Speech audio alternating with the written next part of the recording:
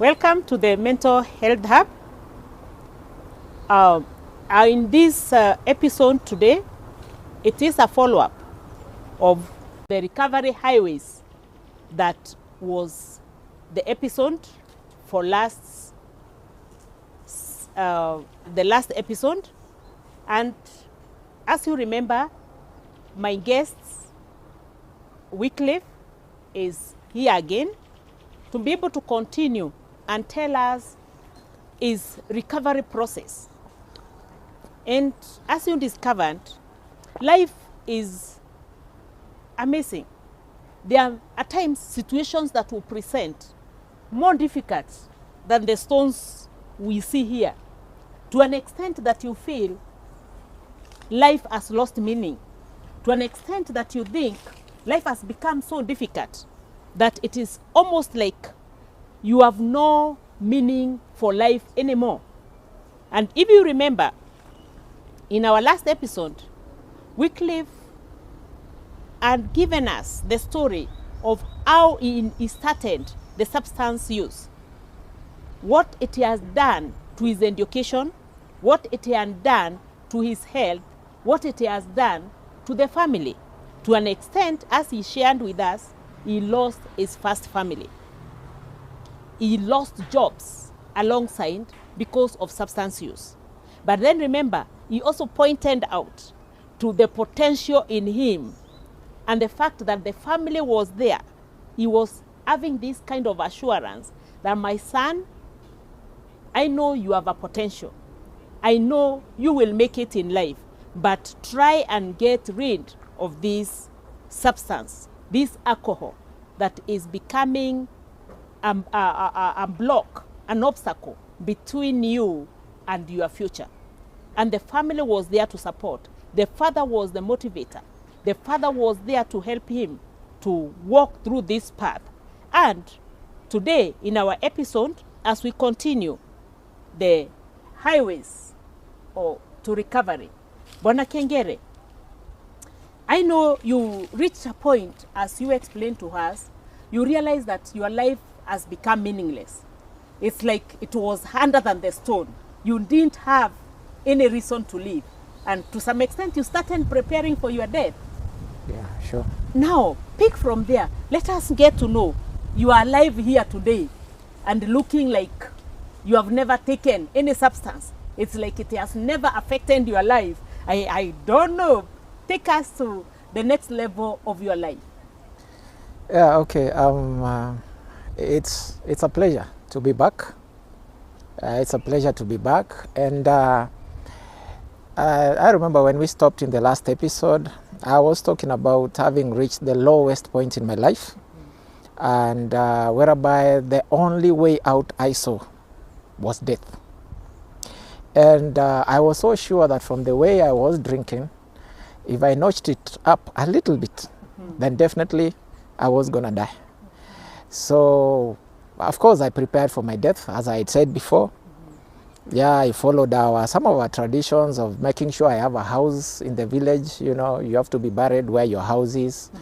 I made sure, I had a suit, a shirt, a tie to be buried in. All those I bought brand new ones.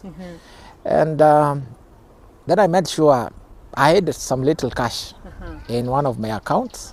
And I made sure that one of my sisters I could access it. That is, she had the PIN. Okay. Yeah, and then after that, of course, now I was so sure now I'm ready. So I went back to my drinking, because I'd lost everything anyway. I had no reason to be alive. Okay. And as I said, I think the one thing that, the one reason why I'm still alive is, even though I'd lost everything, I didn't have hope. I still didn't have the strength to take my own life. So I was hoping that I could drink, sleep, and not wake up. Yeah, but I used to drink badly, but the following day, I'll find myself still alive. And then these went on, and I can tell you for sure that that life was terrible. It was really, really bad. Because now it was taking a toll on my health. I wasn't eating, I wasn't doing the basic things, basic things of, taking care of yourself. At some point, as I said, even in the life of those people who are suffering from substance use disorders, I said there are those moments of clarity whereby you are like a few minutes whereby your brain is working and you get to see your life the way it is. And then at one point I thought I can no longer continue living like this. I'm not dying, but I can no longer continue living like this. So then I remembered during one of those moments that I had been advised to seek counseling. And I had been given a number. So I reached out to that number, I called, and for sure, on the other side, there was a response, and I was invited for a session. So after 2 sessions with the counselor, then she of course advised me that the best way out was to go for rehabilitation.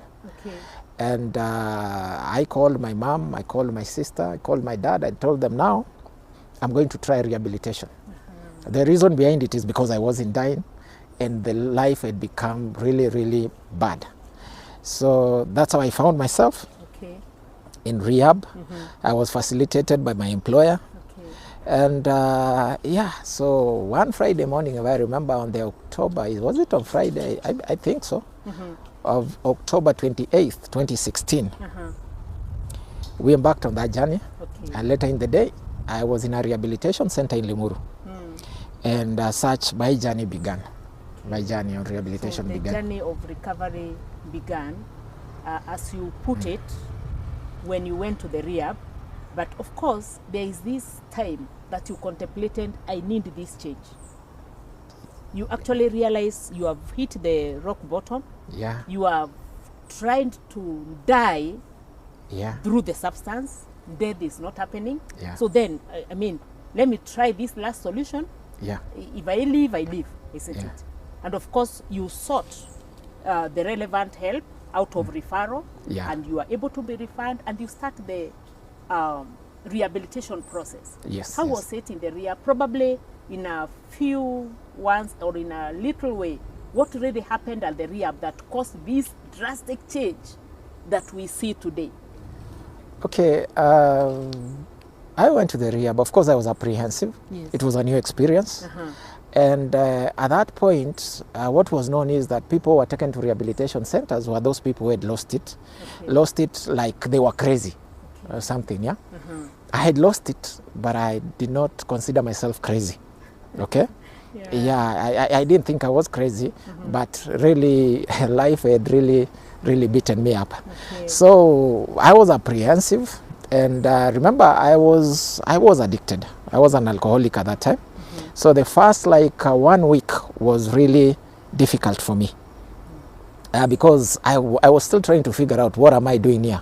What will be the outcome? I've raised some people's hopes, especially my family and my parents. And once again, like I've done so many times before, chances are I'll fail them. You know, the probability that you fail so many times, you know, always is at the back of your mind. This will be another failure again. So, but I went through the first phase of rehabilitation, which was detoxification. After around 1 week, I had stabilized enough, and I was back to, at least I was eating a little bit. And I was starting to feel a bit alive. So, and then that's when now, the thing that the rehabilitation did for me, one, is it took me away from that toxic environment I had been in. So the supply has been cut. Yes, now I no longer had access to my substance. And then two, I was in a very secure place. A secure place. And the third thing here was that going into the rehab now, you know, like I'm secure. I can no longer access my substance. Also now, what it did for me is that it really helped me, you know, get through those withdrawals, which were very bad. You know, most of the time, sometimes you don't go drinking because you want to. By the time you get to addiction, it's not about you enjoying. Now, it's the drug, somehow I'll say it's calling you because you are suffering such terrible withdrawals, and the only solution to that is you taking something.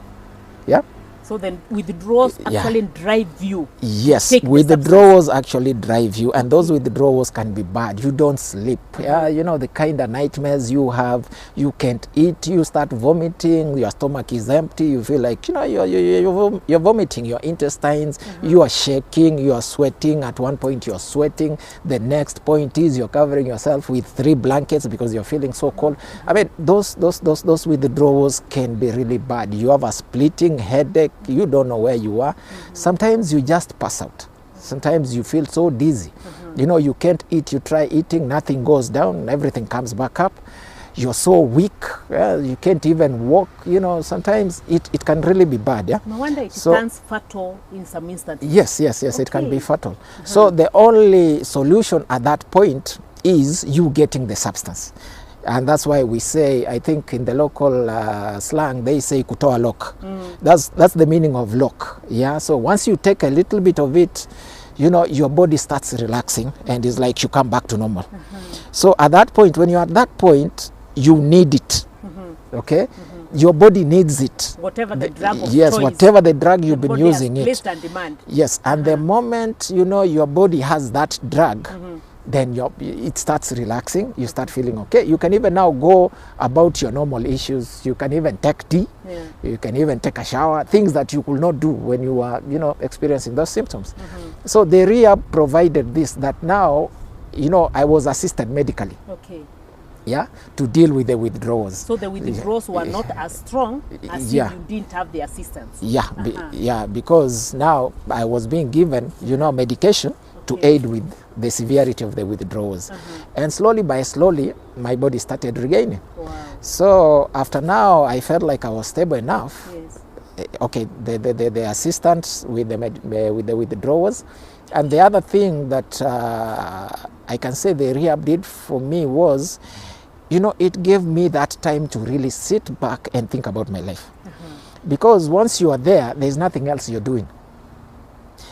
I mean, like you don't go to work. You know, you're not like thinking about how am I going to eat today? Where am I going to get the money? The food is there. Everything else is there. So it provides you with that time for you to reflect. Yeah, so after the stabilization, like after the second, I think 10 days, I was starting to feel okay. My brain at least was beginning. You know, I could have these longer concentration spans than before. Yeah, so I could really think about my life, and I was like, okay, I'm here for 90 days. I've already taken like 10. I still have like 80 more days to go. Yeah. And since I'll be here for these 80 days, I might as well make the best out of it. Now I'm beginning to think like, even if I go out there, and I go back to my drug of choice, at least I will have given it my best while in here. Okay. So I was assigned a counselor. Yeah, and there were a number of programs there. The ones I can remember which really worked wonders was like every day, Monday to Friday, there's a program starting from 9 to 10 in the morning, whereby you all assemble, you know, you sit in a circle, and one person shares their experiences. Yeah, so through the sharing gave me hope. Because so, a minute, you are sharing amongst these people who are all of them in the rehab? Yes. Almost similarly having the same situation? Yeah, they have the same situation in that they are suffering from various addictions. Okay. Yeah, so you have that commonality that you are all suffering from addiction. They might not be from the same substance, but all the same, it's addiction. It's all addiction. Yeah. Okay. So, and they have come here to seek help. Yeah, maybe some of them willingly. Yes. Others unwillingly. Maybe they were coerced. But all the same, they are there. They are there for treatment, all of them. Yeah. So they get to share the experiences out there. Okay. And I can tell you that some of the experiences that were being shared, they made my experiences look like I'd been through nothing. There were some harrowing experiences. People shared terrible experiences they had had. With the substance use? Yes. And two, the kind of people who are there at the rehab. You know, you will think that addiction is only for low-class people, losers and all that. I remember there was one guy who was a professor. There were pilots, there were doctors, people of note in the society. Yeah, so I was looking at them and I'm like, even this one. Yeah, and then they give their story. Some of them were much older than me. And then I'm like, but there was something you could see, especially after when they are sharing. You could see the pain, but also looking closely, you could see there was some hope. There's something these people were looking forward to.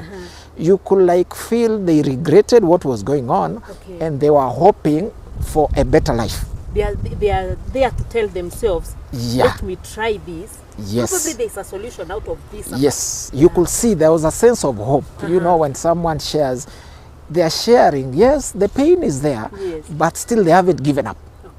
They still I can make it. I can make a life. I can make a life. I can come out of here and make a life. All this, while watching and thinking about it, later in the day, you're really thinking about what was shared and all that. And there were many, many experiences that were shared which made mine look like I'd been through nothing. So, and I was like, if these people, they have hope that things will be better for them, who am I to give up? It's like so I was worst situations. Yes, and I became more energized. And I was like, if these people hope, they have hope, why am I not having the hope? Okay, some of them, they have been through worse. I'm very sure if it had been me, I'll be dead. So I was like, okay, I've had my experiences, but if these people have hope, I think I should also have hope. Now, that's one of the sessions, one of the activities that really got me going. Another one was, you allocated, a counselor who you can talk to. An individual counselor? Yes, an individual counselor who you can talk to. But you also have access to the other counselors because there are a number of them. And they have different specialities. And so you could talk to any. They were all accessible. You were not limited to the assigned one. Yeah, so if you felt more comfortable, maybe you thought one of the counselors looked more motherly, you could approach them and talk about some issues. If another one looked more fatherly or more like big brother, you could walk to them and talk to them and tell them, I have an issue, can we talk about it? And also, of course, I don't need to talk about the nutrition. The food was good. It was assured. You love all those, 5 meals in a day. So the body was also regaining physically. And then there was the psychoeducation, whereby we were taken through basically what addiction is. We were given a lot of knowledge. A lot of education happened. Yeah, about knowledge. And we also had access 1 hour every day, internet, to check on what you wanted. It was a good rehabilitation center. Yeah, and so I became more knowledgeable. Some of the questions I had really asked myself during those brief episodes of clarity, I was able to get answers. Yeah, in most of the questions. So I became more knowledgeable. And also now the 12-step program. It really it's a really well thought out, program, well structured. And so from the first step, you've accepted you have a problem and your life has become unmanageable. That was obvious for me. I did not need to. That's the reason why I was in the rehab in the first place. And you move on. The second step is you don't have the powers from within. So the help you've agreed has to come from without, not from within you, because you've tried and tried over and over using your own resources and you've failed. So now you are accepting external help. That was easy. Now I can't go through all the steps, but if I remember them, the fourth step, very important, whereby you make an inventory, right? I think it's the fourth step. Yes, please. Make an inventory of, your life, who you've wronged, stuff like that. So for me, I wrote it down. It took me 3 weeks to complete it. One step. Yes. Writing. Yes, because I had to begin from when I was born, what I could remember as a little boy, growing up in the family, our interactions, going to school, right from primary school to secondary, that step makes you go through your life, right? And writing down, the most momentous, times in your life. So I went through that. And, even thinking about something, you know, you start seeing things a little bit more clearly. You talk about it like in counseling, you know, you get another different aspect of what you are going through. Okay. But now it's even much better when you write. Okay. Yeah, Okay. because you take a lot of thought into what you're writing. You are bringing what is Yes. in the subconscious to the conscious. Yes. Uh-huh. So having gone through all that, I really like got a better understanding of myself. Okay. Yeah.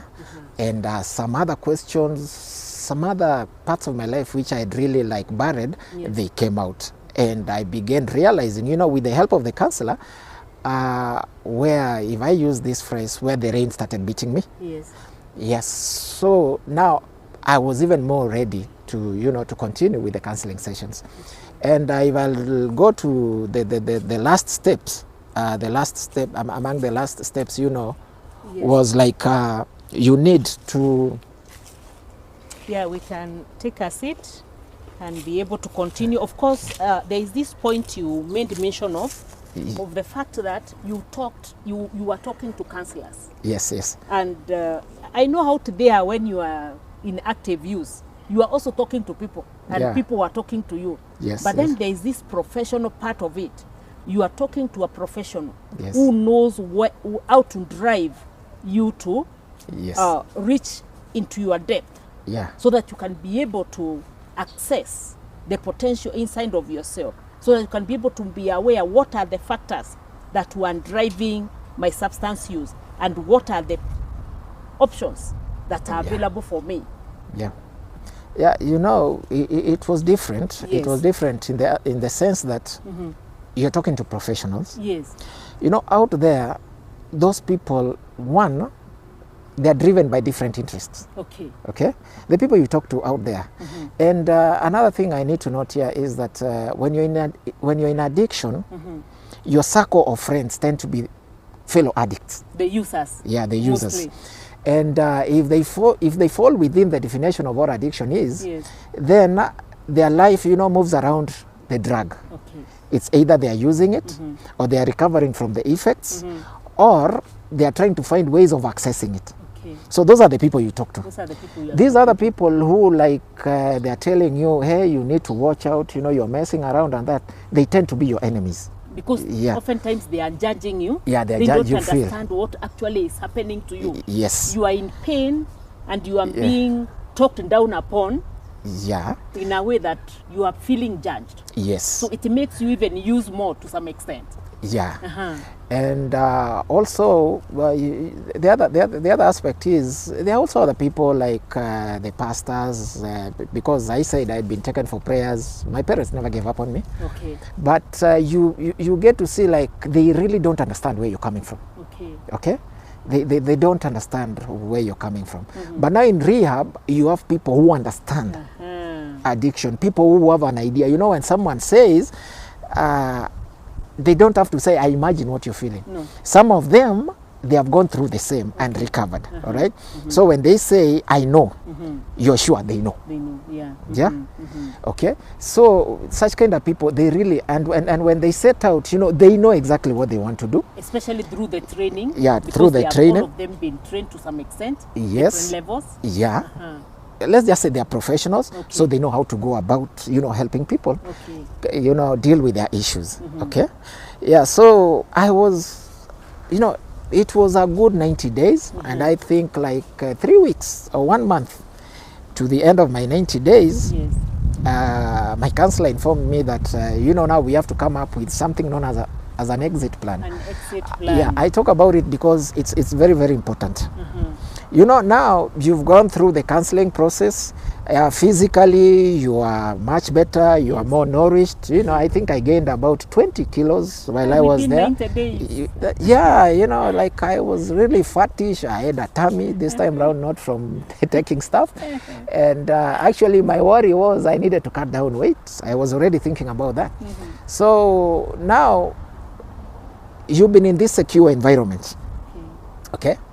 And you will not be there forever. You need to go back to the society Yes. out there. And now you need to start preparing to get out there. Okay. So it's like it's some sort of a winning process. Okay. Yeah, winning. Whereby now you slowly they are trying to get you out of the rehab. The confined environment. Yes. You are going out there. Yeah. So we need to prepare for it. Yeah, we need to prepare for it. And part of it is during the process, you talked about who your friends were, what you used to do, the environment where you live in, what were the things that used to make you go, you really talked about your issues. Yeah. Okay. Now, the exit plan, the biggest question is, what are you going to do about them? Because remember, it's you who has the problem. It's not the environment out there. The environment could be a risk factor, yes, but the one who has a problem is you. It's not the guys you used to drink with who have a problem. They are not the ones who are in rehab. It's you is in rehab. Okay. So now, the so-called friends, what are you going to do about them once you get out there? The environment you were living in. I was living in an environment whereby there were more bars and wines and spirits than shops. So what are you going to do about that environment? Okay? There are people maybe you had messed around with, wronged them. So once they are still bitter with you, once you get out of there, what are you going to do about it? All right? What are you going to do about your job? Because you've done a number of things that really, really were not that good. Yeah. So you make a plan, and it has to be something well thought out. You look at the challenges you're going to face out there, and then you come up with, ways in which you are going to deal with those challenges. There are those which you can solve. You try and come up with solutions, how you're going to resolve those solutions. There are those which you can't. So you try to come up with ways in which you can cope with what is going out there. So yeah, like the final 3 weeks, that's what I was doing.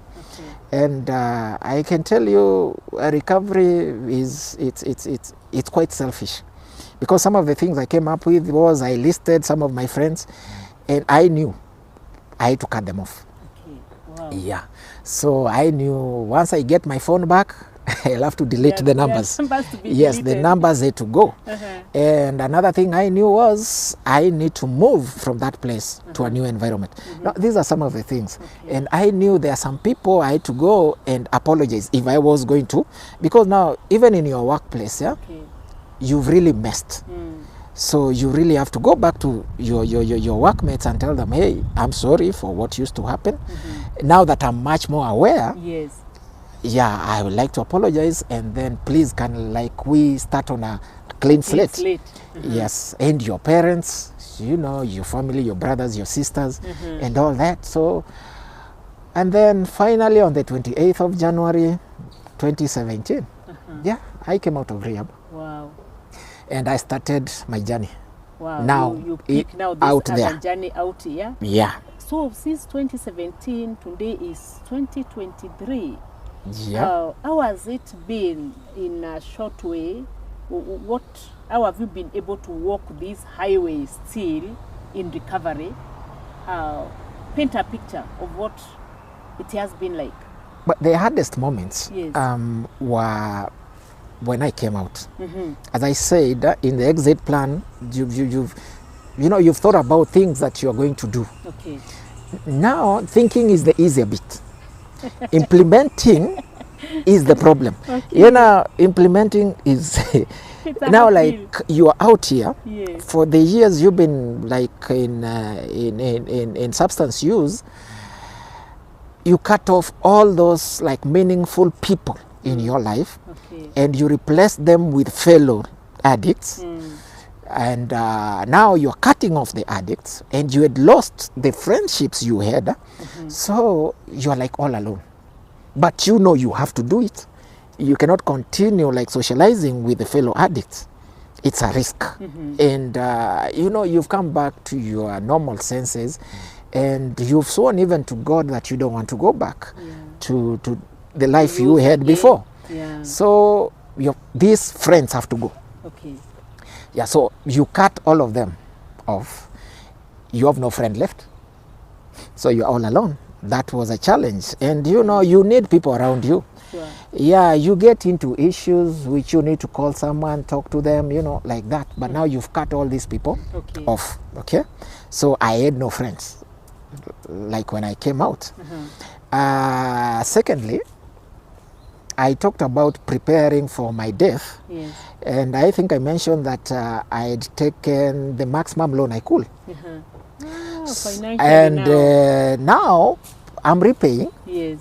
And I need to live. I have expenses.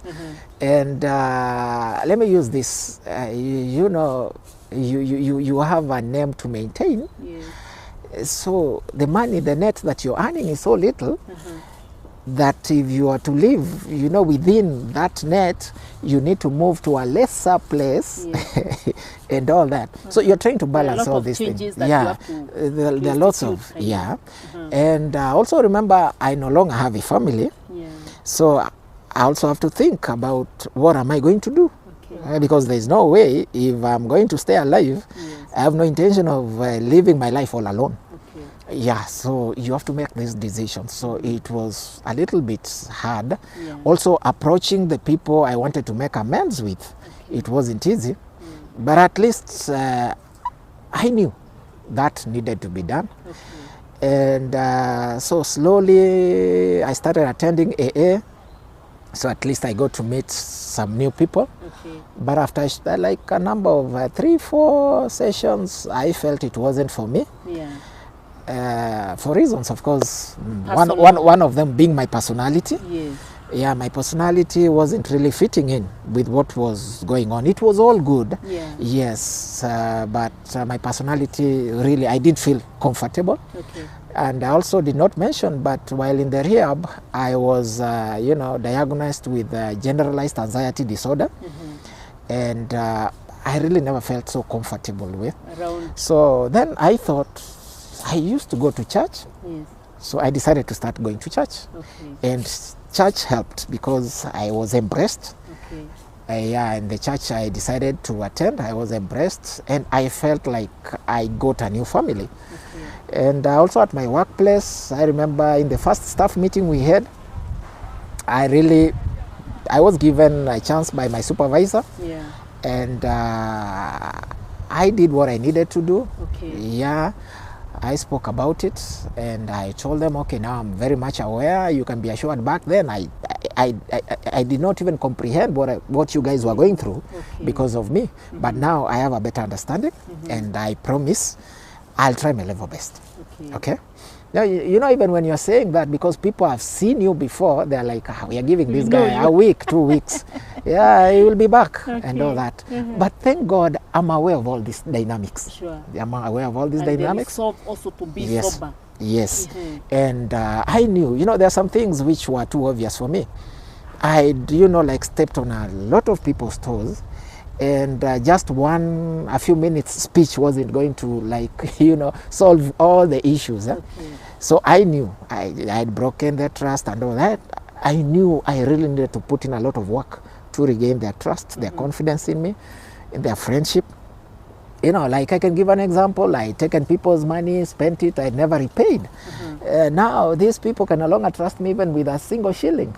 Yeah, so I had to, like, prove to them, okay, I'm no longer that. This is not the same person you used to know. Yeah, now I'm more self-aware and I'm much more aware of what you guys went through.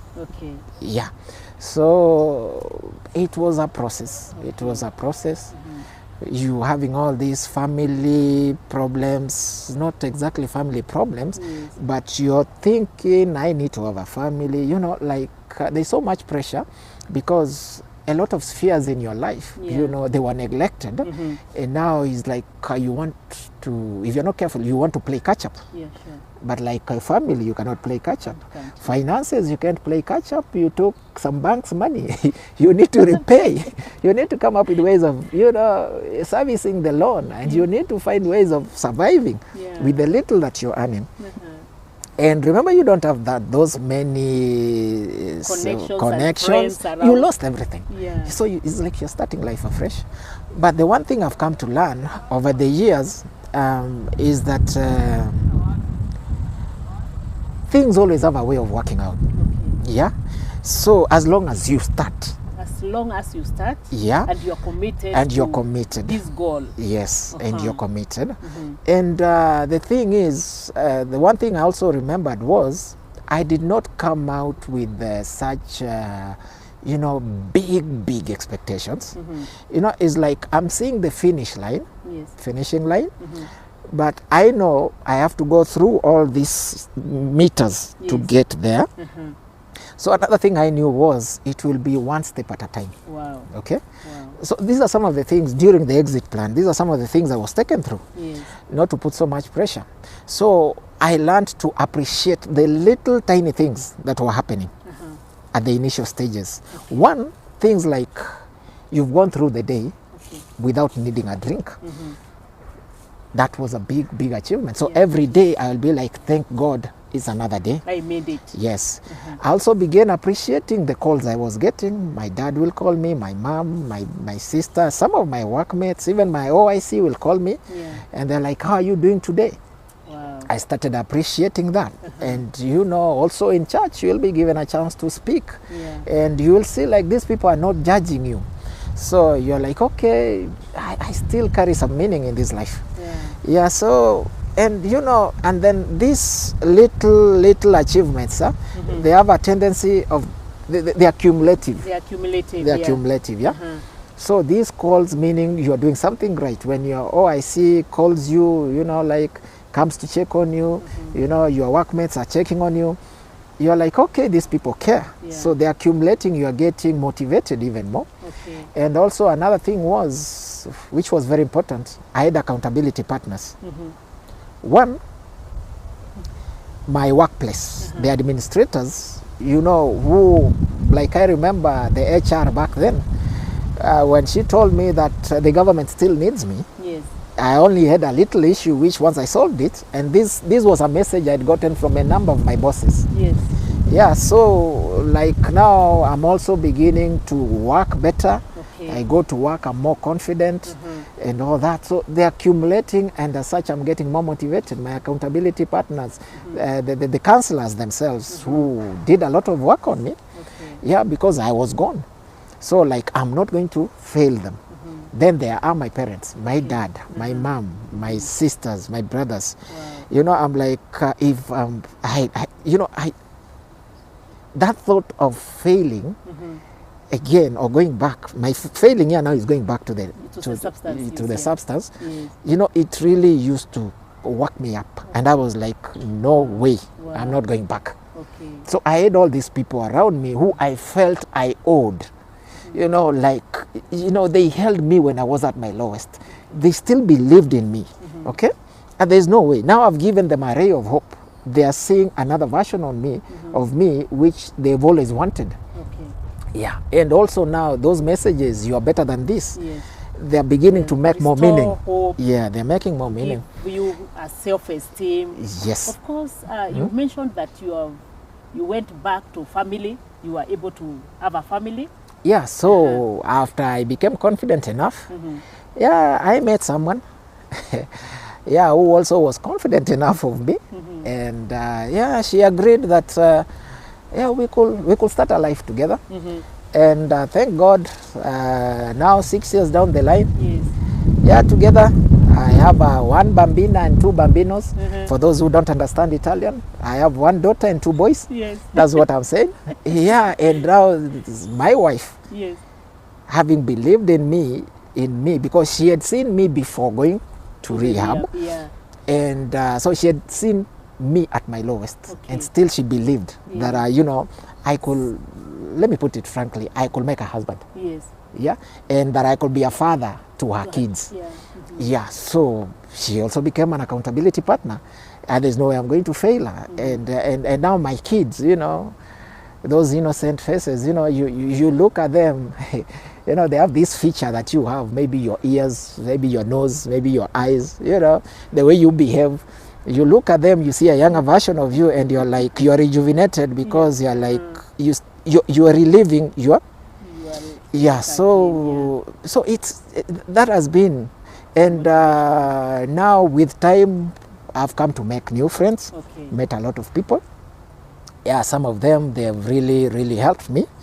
And I can say that overall, there have been a lot of challenges. Lots of challenges. The challenges never go away. And the worst thing is, actually, the more sober you become, the more clear-minded you become, the more the challenges become, because you are like, you move to the next level of your life. And once you move to a higher level of your life, and the next level comes with its own challenges, all right, which you have to surmount. And of course, there are goals you are setting that are bigger goals than you used to. Yeah. But I remember I learned a lot of things, life skills, while in the rehab. Yeah, like problem-solving skills. Yeah, stress management. Yeah. I had anger issues, you know, I was taken through anger management. So all these skills that I was taught, and many, many, many more, they really come in handy. They really come in handy. Like, for a fact, an issue can be so big, but problem solving skills will tell you, break it down into smaller bits which you can do. That has helped me a lot. Yeah.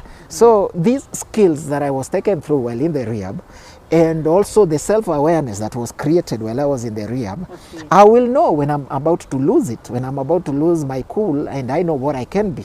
But now I check myself. Yeah, before I get to that point, I check myself. I know I have to stop here. I mean, maybe in some discussion, I can see now it's degenerating into an argument. You know, I'm comfortable enough pulling back, because I know myself. I know if I move one more, then that will be it. So this self-awareness also has really helped. Yes. And now, looking at yourself 6 years down the line, 6 years sober, where do you see your next, maybe 5 years in brief? Yeah, my next 5 years, you know, part of my exit plan was I wanted to come out here and I think they call it a podcast or something. That's what I wrote in my exit plan, because I still have it. I have a very big file of my life, what I wrote while I was there. Of course, I had to plug a few pages because I didn't want people to access them. Yeah, because those ones. See the things that yes. There are some things, of course, I got rid of, some pages. But otherwise, like 95% of what I wrote while there, I still have it. Part of my exit plan was to have a podcast whereby I will talk about, you know, addiction. And all the issues surrounding it. And, you know, because lots of people don't understand what it's all about. Some see it as a moral failure. And if you come from the community I come from, some of it see it like some people, let me say, looked at you badly. Some people are envious, they're jealous of your successes and all that. So, you know, these are the beliefs people have. People have funny beliefs about addiction or substance use disorders.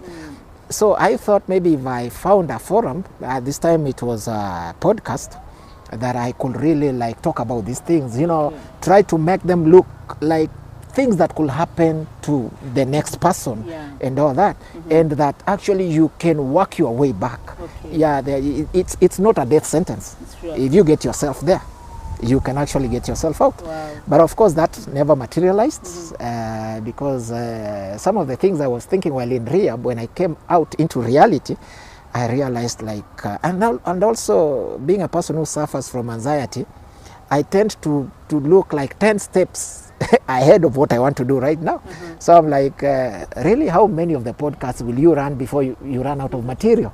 So you're like, at some point this thing, you know, I just have to do away with it. I might as well not start. Yeah, so some of those, so I never started. Yeah, I never started that, and that's why I'm very thankful for this platform, because this platform now has given me that chance to say a few things. I mean, I cannot sum up my life maybe in 1 hour. Yeah, but at least there are those, you know, those things that really stick out in my life. So I'm able to talk about them, and that's why this platform has really been good for me. Yeah, because again, the last step in the 12-step program I was talking about is you need to go out there and let people know the kind of help you got. Part of it. So it means you need to become an ambassador of the fact that treatment Works. actually works. Okay. Okay? You need to seek treatment. There are many pathways to treatment. Okay. It's not only going into rehab. Yeah, sure. There are many paths you can follow. Yes. But the bottom line is you can come out of that substance use disorder. You can come out of your addiction. Yeah. All you need to do is find the right people who know how to help you get out of it. And also be committed, as you have said, to some extent. Get some little motivation and keep making the incremental steps that you make on a daily basis. Yes. So that then you can live a different life. Yeah. Yeah. As I said, the recovery, you know, the achievements are cumulative. They are small by small.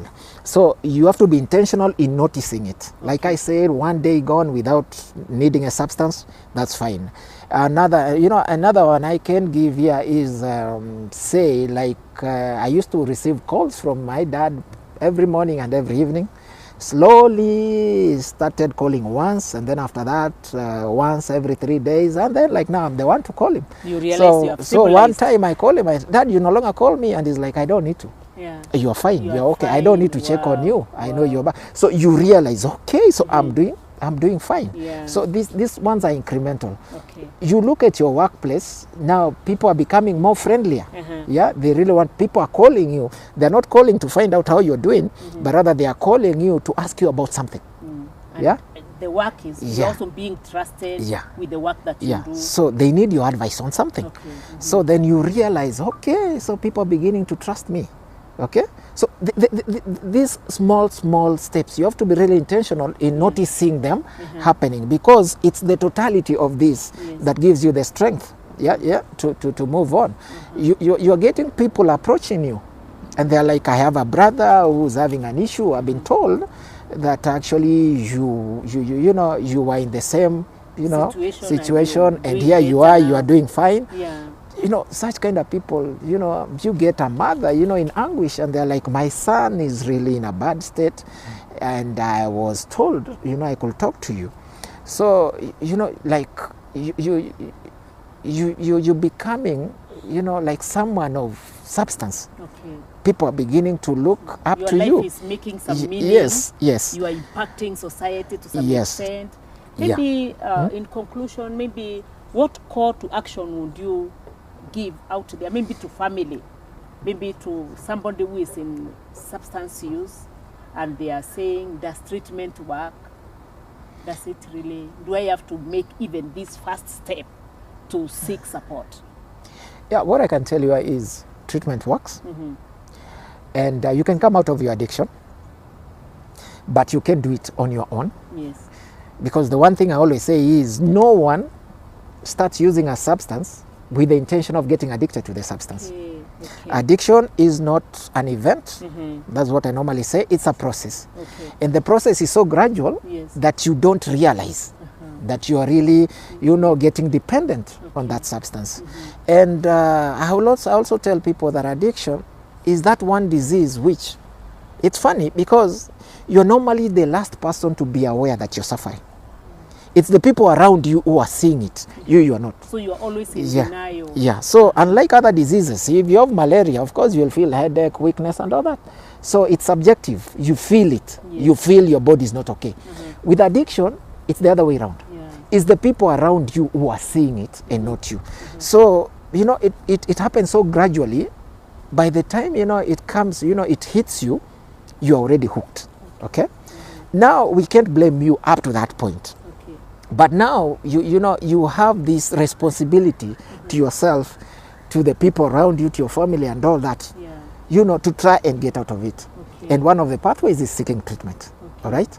So treatment does work. And I can say for me, that's the path that I took. And here I am, 6 years later. And actually, having been, you know, an alcoholic for almost 10 years, the only regret I have, you know, before 2016, is that I should have gotten this information much earlier. Okay? Because then I at least I could have reduced the number of years of my life that I wasted. Okay? But I don't regret. I don't regret. And as people say, life begins at 40. I went for treatment before I was 40. So, yeah, I'm looking forward. And when I look at my life right now, the challenges are there. They are big. But, you know, deep down inside, I know that whatever I was meant to achieve, I'm on track. You're on track. Because I believe I came into this earth by design. It wasn't an accident. So I have a purpose. Okay. There's something I need to achieve during my lifetime. Okay. And right now, I believe I'm on the right track to achieve that. Okay. One confession I can make here is, up to this point, I'm not really certain on what my purpose is.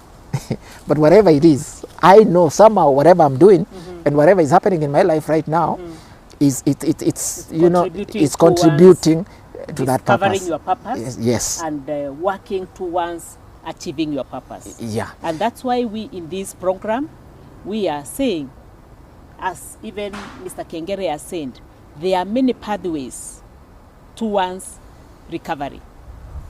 There are many pathways that will lead you to this highway of recovery. So do not give up. Do not give up on your family member. Do not give up at the workplace. As you have realized, the workplace can become a place where these interventions can begin, and we can restore many who are suffering with the substance use disorders. Remember the interlink between substance use disorder and many other mental disorders that could actually be presenting and complicating the life of your loved one, complicating the life of your colleague, or even complicating the life of your employee. Besides, it is not about this person only. It's about the productivity of that organization, the productivity at the family level, the health of the family, the health of the society. And that's why at the Mental Health Hub, it gives us pleasure to be able to bring situations like this that could actually pass the information, that could empower you, that could help us reduce the disease burden, and especially so that is occasioned by non-communicable diseases, including mental health disorders and more so substance use disorders. So my viewer, let's keep at it.